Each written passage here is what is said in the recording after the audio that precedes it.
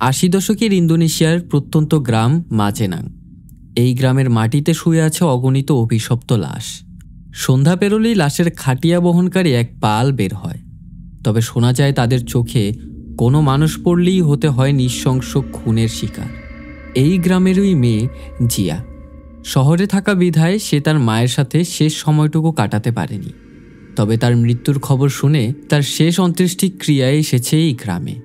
গ্রামের মাটিতে পা রাখতেই কোনো এক অজানা অভিশাপ আবার পুনরায় জাগ্রত হয়ে যায়। তবে কি সেই গ্রামের ইতিহাস?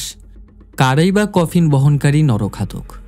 এই নিয়েই আজকের ইন্দোনেশিয়ান হরর থ্রিলার মুভি ক্রোমোলেও। তাছাড়া আমি ইমন। কেমন আছো তোমরা সবাই? আশা করি সবাই খুবই ভালো আছো। And welcome to my channel সিনেহল। এবং ঘটনা শুরু করা যাক। ইন্দোনেশিয়ার ইস্ট জাভানিসে ৮০-এর দশকে সংঘটিত এবং অসংঘটিত গ্যাংয়ের হত্যাকাণ্ড হয়েছিল। গ্যাংটার নাম ছিল সুগালি, যার অর্থ অবাধ্য শিশুদের সমাজ। তাদের নিয়ে লোকেদের মুখে অনেক ভয়াবহ কথা শোনা যায়। বলা হয় কিছু সুগালিকে গুলি বা ধারালো অস্ত্র দিয়ে মারা অসম্ভব। সবচেয়ে আশ্চর্যজনক বিষয় হচ্ছে এরা সবাই ব্ল্যাক ম্যাজিক করত। এই হত্যাকাণ্ডের মধ্যে এক ব্যক্তিকে মুণ্ডপাত করে মারা হয়। মৃত্যুর আগে সেই লোক এই গ্রামকে অভিশাপ দিয়ে গিয়েছিল এবং বলেছিল তার বংশধর যে অবধি বেঁচে থাকবে সে কাউকেই ছাড়বে না। এই ম্যাসাকার ঘটে গেছে প্রায় 10 বছর হবে। জিয়া তার গ্রামের বাড়ি মাজেনাঙে যাচ্ছে, সাথে তার ঘনিষ্ঠ বন্ধু দিকা। আসলে জিয়ার মা মারা গেছে। যাত্রাপথে জিয়ার মুখে জানা যায় এই গ্রামে তার আসা নিষেধ।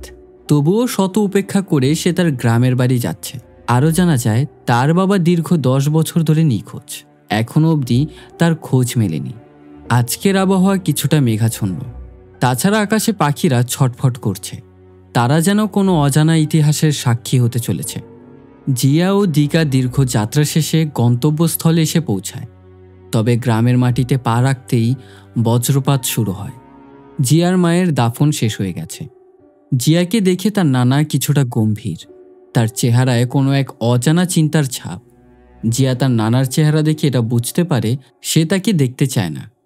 বাড়ি ফিরতেই দানাং তাকে জানায়, তোকে না বলেছি গ্রামের বাড়িতে না আসতে, আর সাথে করে কাকে নিয়ে এসেছিস? জিয়া বলে, তুমি কি বলছো? আমার মা মারা গেছে, আমি কি আসবো না? দানাং তাকে স্পষ্ট জানিয়ে দেয় দাফন কাফনের কাজ শেষ হয়ে গেছে, এখন তুই শহরে ফিরে যেতে পারিস। তার নানার কথায় স্পষ্ট সে চাইছে না জিয়া এখানে থাকুক। জিয়া তার নানাকে জানায়, তাহলে তুমি কি আমাকে ভালোবাসো না? তুমি কি চাও না আমি তোমার কাছে কয়েকদিন থাকি? দানাং জানায় সে তাকে অনেক ভালোবাসে, তবে এখানে না থাকার কারণ অন্য বিষয় নিয়ে। এই গ্রামে পুরনো এক অভিশাপ রয়েছে। তাছাড়া এখানে দানাংয়ের কথায় সবাই উঠে বসে। দানাংয়ের সহকারী প্রাপ্ত গ্রামের সবাইকে একত্রিত করে। গ্রামবাসীদের জানায় এক দুর্ঘটনা ঘটে গেছে। সে জানায় ইডার মেয়ে এই গ্রামে প্রবেশ করেছে। তোমরা সবাই ভালো করেই জানো তোমাদের কি করতে হবে, এবং অবশ্যই তোমাদের বাচ্চাদের তো সেই ঘটনা শুনিয়েছই। তবুও নতুন করে তোমাদের সবাইকে জানিয়ে দিচ্ছি, আজ রাতে ভুলবশতও কেউ ঘর থেকে বের হবে না। গ্রামবাসী জানায়, তাহলে নামাজ পড়ব কিভাবে? সে বলে, একদিন ঘরে নামাজ পড়লে কোনো মহাভারত অশুদ্ধ হয়ে যাবে না। যেভাবে বলেছি সেভাবেই করবে। আর যদি ভুলবশত সামনে চলে আসে তাহলে ভুলেও তাদের দিকে তাকানো যাবে না। তবে সেখানে গ্রাম পুলিশেরা এই কথাগুলো মানতে নারাজ, কেননা তাদের রাতে পাহারা দিতে হয়। কিন্তু গ্রামবাসীদের মধ্যে ইতিমধ্যে এক আতঙ্ক ঢুকে যায়। জিয়া তার মায়ের পোশাক নিয়ে বসে আছে। পোশাকের ঘ্রাণটা যেন তাকে স্বস্তি প্রদান করছে। তবে হঠাৎ ওপর থেকে এক রাবার বল নিচে গড়িয়ে চলে আসে। ওপরে গিয়ে দেখতে পায় ঘোড়ার চেয়ারটা নড়ছে। তা থামাতেই হঠাৎ পেছনের ট্যাঙ্ক থেকে এক অদ্ভুত শব্দ ভেসে আসে। চেক করে দেখে ট্যাঙ্কে তালা দেওয়া। হঠাৎ সেখানে তার নানা এসে উপস্থিত হলে তাকে জানায়, তোমার ব্যাকপ্যাক এখনো গোছাওনি কেন? জিয়া তার নানাকে জানায় এই ট্যাঙ্কের ভেতরে কি আছে। দানাং বলে, এর ভেতর তেমন কোনো কিছু নেই। এখন দিকার মনে প্রচণ্ড প্রশ্ন, কেনই বা তার নানা তাকে এখান থেকে তাড়িয়ে দেওয়ার জন্য মরিয়া হয়ে উঠেছে। জিয়া তাকে জানায়, তারা মনে করে আমি এখানে থাকলে আমার বাবা আবার চলে আসবে। এই বিষয়ে আরও প্রশ্ন করতে গেলে দিকাকে সেখানে চুপ করিয়ে দেয়। অল্প স্বরে জিয়া বলে, তার বাবা যে নিখোঁজ হয়েছে এতে তার সন্দেহ রয়েছে। তাছাড়া গত বছর তার মা তাকে দেখার জন্য উতলা হয়ে পড়েছিল। হয়তোবা তার মা তাকে কোনো কিছু জানাতে চাচ্ছিল, তবে সেই সৌভাগ্য জিয়ার হয়ে ওঠেনি। এর পেছনের কারণ হচ্ছে তার নানা তাকে এখানে কোনো মতেই আসতে দিচ্ছিল না। তার নানা তাকে বলেছিল এখানে আসলে নাকি মহাবিপদ হয়ে যাবে। এর পরিপ্রেক্ষিতেই সে আর এখানে আসেনি। তবে জিয়া দিকার কাছে ক্ষমা চেয়ে নেয় এই কারণে যে তাকে এইসবের মধ্যে সে ডেকে নিয়ে এসেছে। এরপর গ্রামে প্রায় সন্ধ্যা ঘনিয়ে আসে। আবহাওয়া তেমন একটা ভালো না। আকাশে কালো মেঘ আর ঘন ঘন বজ্রপাত হচ্ছে। জিয়া যেই গাড়ি দিয়ে শহরে ফিরবে সেই গাড়ির টায়ার পাঞ্চার হয়ে গেছে। এখন সমস্যা একটা, এই নির্জনতায় কোথায় বা মেকানিক খুঁজে পাবে। এখন দানাং কিছুটা শঙ্কিত। তাদের দুজনকে আগে থেকেই বলে দেয় পেছন থেকে ডাক দিলে ভুলেও তাকাবি না। জিয়া বলে এত কিছু করার কি প্রয়োজন আছে, এক রাতই তো থাকবো। দানাং অনেকটাই সিরিয়াস। সে জানায় তোদের বাঁচানোর চেষ্টা করছি। দিকাকে নিয়ে দানাং সাহায্যের জন্য বেরিয়ে পড়ে। তাকে বলে ওই যে ওই দিকটাতে একটু দেখো দেখো কেউ সাহায্য করে কিনা। আর আমি সামনের দিকটা দেখছি। অন্যদিকে গ্রাম পুলিশ পাহারা দিচ্ছে। তাদের ধারণা গ্রামে কোনো সমস্যাই হবে না। তবুও আজকের দিনটা একেবারে নীরব। তারা ভাবছে আর আধা ঘন্টা পাহারা দিয়ে বাড়ি চলে যাবে। জিয়া বাড়িতে একা বসে রয়েছে। এত কিছুর মধ্যে সে ভুলেই গেছে তার বান্ধবীর বিয়ে হয়েছে, কিন্তু সে তাকে অভিনন্দন জানায়নি। মেলির কাছে টেলিফোন করে ক্ষমা চায়, এর কারণ তার বিয়ের মধ্যে সে আসতে পারেনি। অন্যদিকে দিকা চারিপাশে কারো কাছে সাহায্য পায় না। দূর দূরান্ত শুধুমাত্র জঙ্গল ছাড়া আর কিছুই নেই। পরিবেশ কিছুটা ঠান্ডা, তাছাড়া ওয়েদারটাও ভালো। পাশে বসার একটা জায়গা আছে। এই ওয়েদার একটা সিগারেট ডিমান্ড করে, তাই বসে হাতে থাকা ডায়েরিটা নিয়ে সিগারেটে আগুন জ্বালিয়ে ফুঁকতে শুরু করে। আজকের দিনটা বেশ ভালোই কেটেছে, কারণ তার সাথে জিয়া ছিল। মনে মনে কিছুটা সে জিয়াকে ভালোবাসে, কিন্তু ভয়ে এখন অবধি প্রকাশ করতে পারেনি। আবহাওয়া এমন, আর কিছুক্ষণ পরই হয়তোবা বৃষ্টি নামবে। তাছাড়া গ্রামবাসীরাও প্রচণ্ড আতঙ্কে রয়েছে। দিকা ডায়েরির পৃষ্ঠা পাল্টাতেই এক অদ্ভুত ড্রয়িং দেখতে পায়। তবে এই ড্রয়িংটা সে করেনি। নজর থেকে ডায়েরি সরতেই কালো ছায়ার মতো দুটো পা ভেসে ওঠে। এ দেখে সে কিছুটা ভয় পায়, তবে কিছুক্ষণ পর ভেবে না এটা তার চোখের ভ্রম ছিল। শঙ্কিত হয়ে এখন দানাংকে স্যার স্যার বলে ডাকতে শুরু করে। তবে লাইটটাও চলে যায়।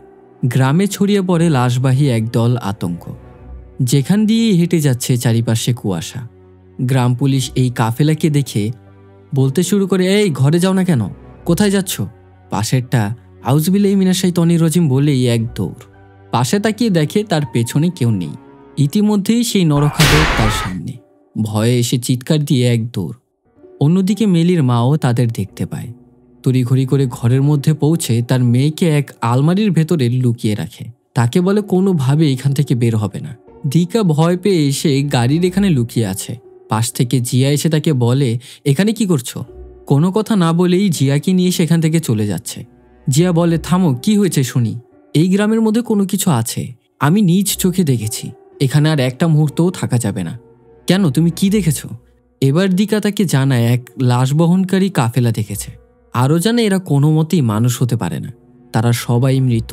দিকা সিরিয়াস হয়ে বলছে, আমি কোনো মজা করছি না, আমি সত্যিই তাদের দেখেছি। আর তুমি কেনই বা গাড়ির টায়ারটা পাঞ্চার করতে গেলে? এখন আমরা এখান থেকে কিভাবে পালাবো? আসলে এখানে থাকার জন্য ইচ্ছা করে জিয়া টায়ারটা পাঞ্চার করেছিল। অন্যদিকে গ্রাম পুলিশ দৌড়তে দৌড়তে তার বন্ধু জনের খোঁজ পায়। গিয়েই তাকে বলে, শালা তুই আমাকে বিপদে ফেলে রেখে কিভাবে চলে আসতে পারিস? এতদিন যা শুনেছি আজ তার প্রমাণও পেয়ে গেলাম। একেই বলে বিপদে বন্ধুর পরিচয়। জন যখন বেল বাজিয়ে গ্রামবাসীকে সতর্ক করতেই যাবে, পাশে দেখে বুট নিজের মাথা নিজেই ঠুকরাচ্ছে। রক্ত দিয়ে পুরোটা মাথা ভরে যায় এবং সে বলতে লাগছিল, জন আমাকে সাহায্য কর। এইভাবেই মাথা ঠুকরাতে ঠুকরাতে সেখানে সে মারা যায়। জন এখন এতটা ভয়ের মধ্যেই আছে তার হাত পা আর কাজ করছে না। এবং হঠাৎ করেই জনের এক হাত কেটে গিয়ে ছিটকে পড়ে জিয়া এবং দিকার সামনে। এই দৃশ্য দেখে তাদের দুজনের গায়ের লোম দাঁড়িয়ে যায়। সেই মুহূর্তে অদৃশ্য এক শক্তি দিকাকে গলা চেপে ধরে।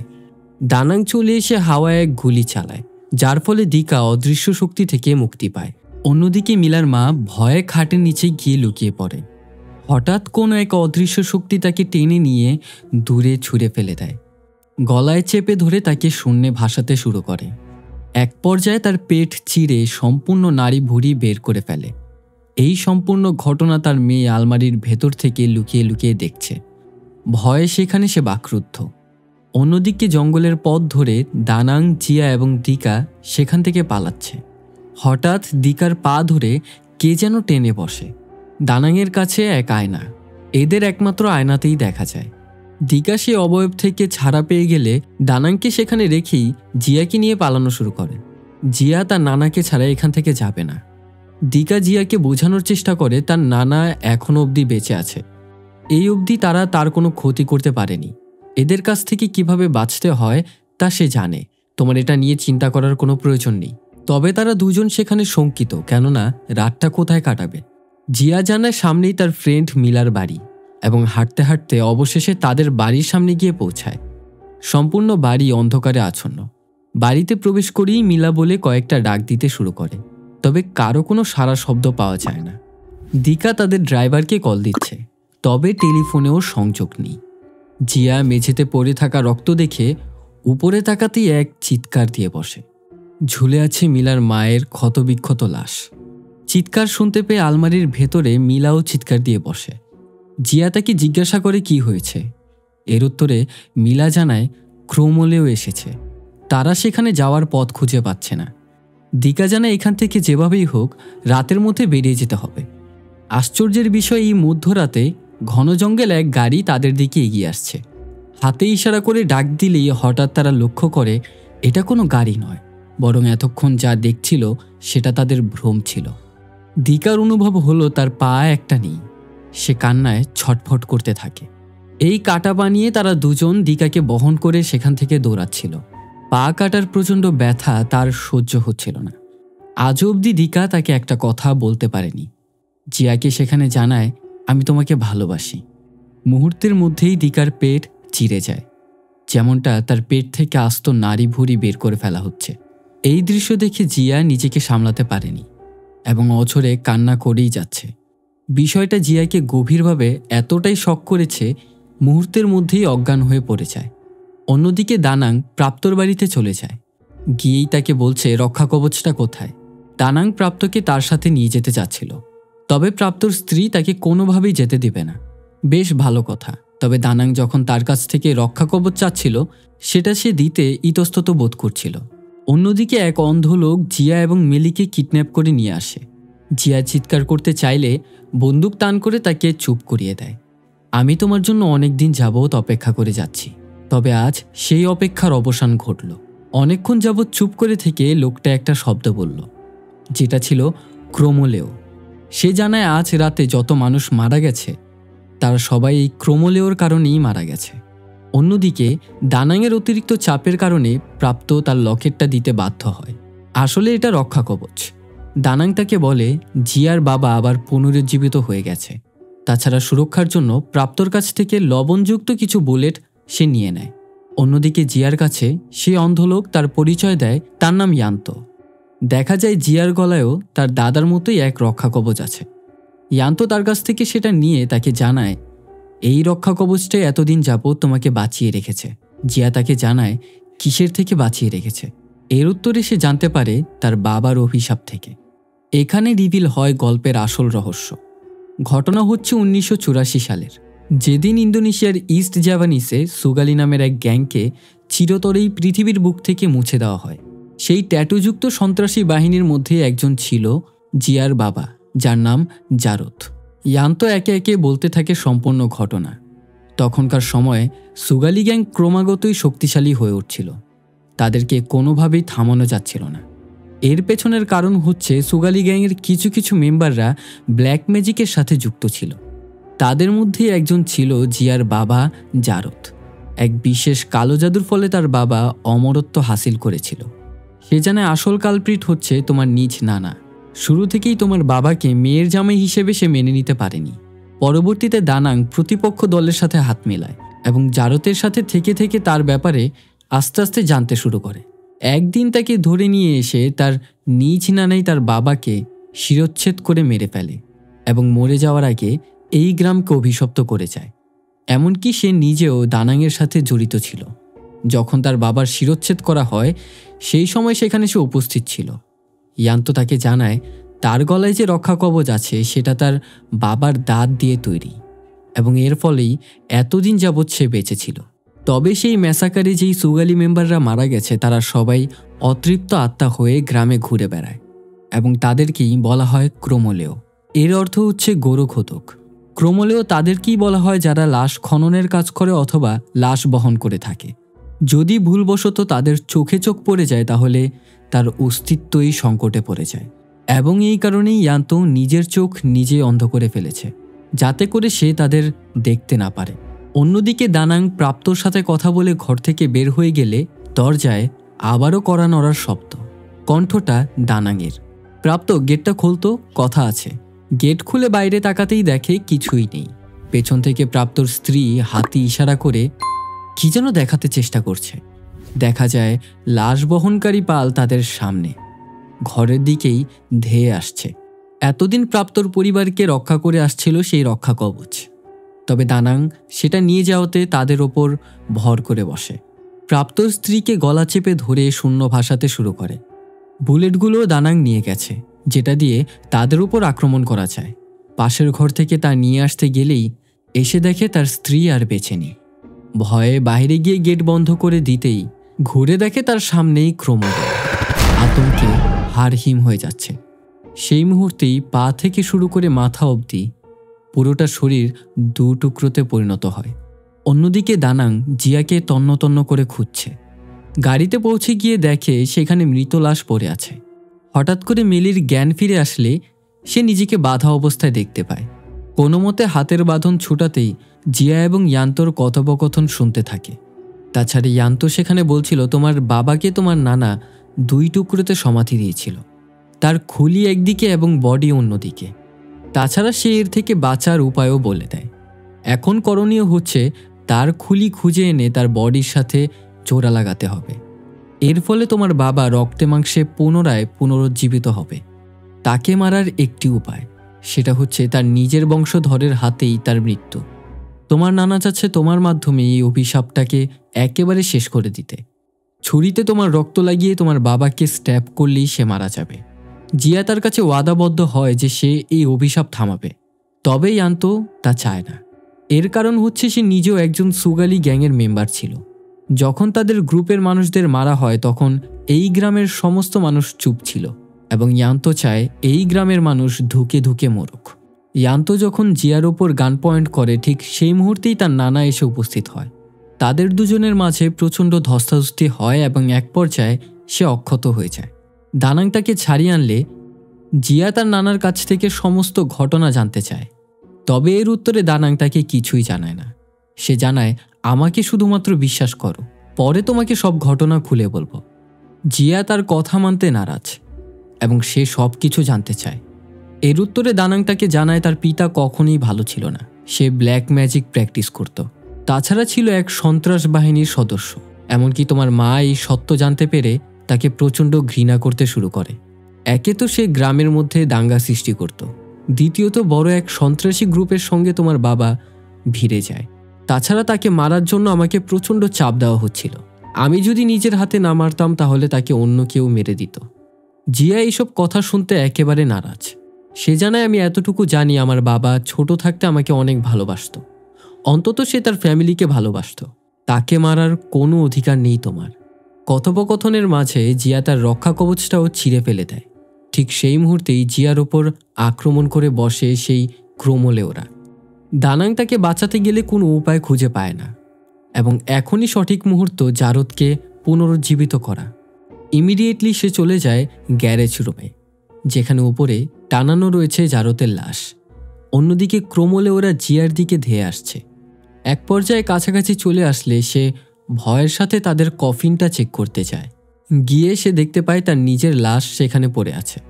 হঠাৎ করে অদৃশ্য দুটো হাত তার গলা চেপে ধরে এবং দেখতে পায় তার বাবারূপী এক রাক্ষসকে। তার গলা চেপে ধরতেই সে জানায় বাবা আমি জিয়া, তবে সে কিছুতেই জিয়াকে চিনতে পারছে না। অন্যদিকে ঘর থেকে তালা দেওয়া ট্যাঙ্কটা সে নিয়ে আসে এবং দেখা যায় এই ট্যাঙ্কের ভেতর তার নিজের কোনো জিনিস নয়, বরং জারতের অর্ধেক মাথা। জায়গা মতো রেখে রক্ষা কবচ থেকে দাঁতগুলো বের করে তার মুখে ঢুকিয়ে দেয়, এবং হঠাৎ করেই ইয়ান্ত পেছন থেকে এসে দানাংয়ের ঘাড়ের মধ্যে আঘাত করে বসে। এর ফলে তার ব্লিডিং হওয়া শুরু হয়। সময় মতো জারতের আত্মা তার বডিতে এসে প্রবেশ করলে সে পুনরুজ্জীবিত হয়। ইয়ান্ত তার রশির বাঁধন খুলে দিলেই সে মুক্তি পেয়ে যায় এবং সে জারতের কাছে তার প্রাণ ভিক্ষা চেতে শুরু করে। তবে সে জাগ্রত হওয়ার পর রিয়ান্তর শরীর থেকে তাজা রক্তগুলো খেয়ে নেয়। তাকে মেরে ফেলার পর গিয়ে পৌঁছায় দানাংয়ের সামনে। কত বছর ধরে দেখি না আপনাকে। আজকের রাতটা আপনার জন্য সময় খুবই ধীর গতিতে চলবে, কেননা আজকে আপনার শাস্তির দিন। জারতের কাছ থেকে জানা যায় আসল ঘটনা। জারতের গ্রুপে ব্ল্যাক ম্যাজিশিয়ান অনেক ছিল, তবে তাদের লিডার এমন এক চর্চা করত যার ফলে সে অমরত্ব হাসিল করতে পেরেছিল। প্রতিপক্ষ দলের এই খবর থেকে অবগত ছিল। কিভাবেই বা এরা অমরত্ব হাসিল করে। এর ফলে তারা দানাংয়ের সাথে চুক্তিবদ্ধ হয়। দানাং তার মেয়ের জামাইকে বলে এই ব্ল্যাক ম্যাজিক সে যেন চালিয়ে যায় এবং এটাকে পারফেক্টভাবে যেন সে আয়ত্ত করে। তবে দানাংয়ের মেয়ে ইডা এই খবর জানতে পেরে তার স্বামীর প্রতি সে মুখ ঘুরিয়ে নেয়, যার ফলে এক পর্যায়ে এই সমস্ত ঘটনা থেকে জারত বেরিয়ে আসে এবং সাধারণ জীবনযাপন করতে থাকে। কিন্তু দানাং মনে করে সে আগের মতোই চলাফেরা করছে, যার ফলে তাকে মারতে সে বাধ্য। তবে তাকে মারার পরে সে আফসোস করতে থাকে, কিন্তু ততক্ষণে দেরি হয়ে যায়। সেখানে জিয়া চলে আসে। তার বাবাকে মানুষরূপে দেখতে পেয়ে গিয়ে তাকে জড়িয়ে ধরে। জিয়া জানায় তোমার নানার ওপর রাগ হওয়াটাই স্বাভাবিক, কিন্তু তাকে তুমি ক্ষমা করে দাও। তবে জারদ তাকে উল্টো বলে তুমি তোমার মায়ের মতো হয়েছ। সেও মানুষদের ক্ষমা করতে ভালোবাসত, কিন্তু এ ক্ষমার যোগ্য নয়। তাকে ধাক্কা দিয়ে সে চলে যায় দানাংকে মারার জন্য। অনেক আকুতি মিনতি করার পরেও তার বাবা তার কথায় রাজি হয় না। এর ফলে শেষমেশ সে বাধ্য হয়ে নিজের রক্ত ছুরিতে ছিটিয়ে তার বাবাকে নিজ হাতে হত্যা করে। অতিরিক্ত ব্লিডিং হওয়ার কারণে দানাংকে সে হসপিটালে নিয়ে যাচ্ছিল। তবে দানাং আন্দাজ করতে পারে সে হয়তোবা আর বাঁচবে না। হঠাৎ করে সেখানে গান নিয়ে মেলি উপস্থিত হয় এবং সে বলে এখানে যা হয়েছে আমি সব শুনেছি। জিয়া, তোমার কারণেই আমার মা মারা গেছে। তোমাকে আমি কোনো মতেই বাঁচতে দেব না। এই বলে তাদের দুজনের ওপরে মেলি গুলি চালাতে শুরু করে। তবে দানাংয়ের কারণে জিয়া বেঁচে গেলেও তার বুকে গিয়ে গুলিটা লাগে। জিয়াকে বাঁচাতে গিয়ে দানাং ছুরি নিয়ে মেলিকে আঘাত করে সেখানেই মেরে ফেলে। জিয়ার শরীর একেবারে অবশ হয়ে গেছে, হয়তোবা একটু পরেই সে মারা যাবে। কিন্তু সে তো মরতে চায় না। সঠিক মুহূর্তেই তার বাবাকে আঘাত করা সেই ছুরিটা নিয়ে তার থেকে রক্ত চেটে খেয়ে নেয় এবং দেখা যায় জিয়াও এখানে ক্রোমলেও হয়ে গেছে, যাকে কিনা কোনো গুলি অথবা ধারালো ছুরি দিয়ে মারা অসম্ভব। মুভির গল্প এখানেই শেষ হয়। তবে পোস্ট ক্রেডিট সিনে আমাদের দেখানো হয় গতকাল রাতে দুর্ঘটনা ঘটে যাওয়া সেই স্থানে কিছু মাফিয়ারা আসে, যেখানে দানাং এবং জারতের বডি সহ আরও দুজনের বডি পড়ে আছে এবং পরীক্ষা নিরীক্ষার জন্য জারতের বডিটা তারা নিয়ে যায়। এখানেই বোঝা যায় এই মুভিটার সিকুয়েল অবশ্যই আসবে, কেননা এই মুভিটিতে এখনও পুরোপুরি রহস্য উন্মোচন করা হয়নি। আসলে জিয়ার বাবার মৃত্যুর পেছনে কার হাত ছিল। দানাং সম্পূর্ণ ঘটনা বলতে গিয়েও সে বলতে পারেনি। আসল ঘটনা এখনও আড়ালেই আছে। তাছাড়া আমার এক্সপ্লেনেশন যদি ভালো লেগে থাকে অবশ্যই ভিডিওটা লাইক করতে কিন্তু ভুলবেন না। চ্যানেলে নতুন হয়ে থাকলে সাবস্ক্রাইব করে পাশে থাকা বেল আইকনে অল সেট করে দেবেন এবং কমেন্ট করে কিন্তু জানাতে ভুলবেন না ভিডিওটা কেমন হয়েছে। তাছাড়া দেখা হচ্ছে নেক্সট ভিডিওতে। Till then, good by.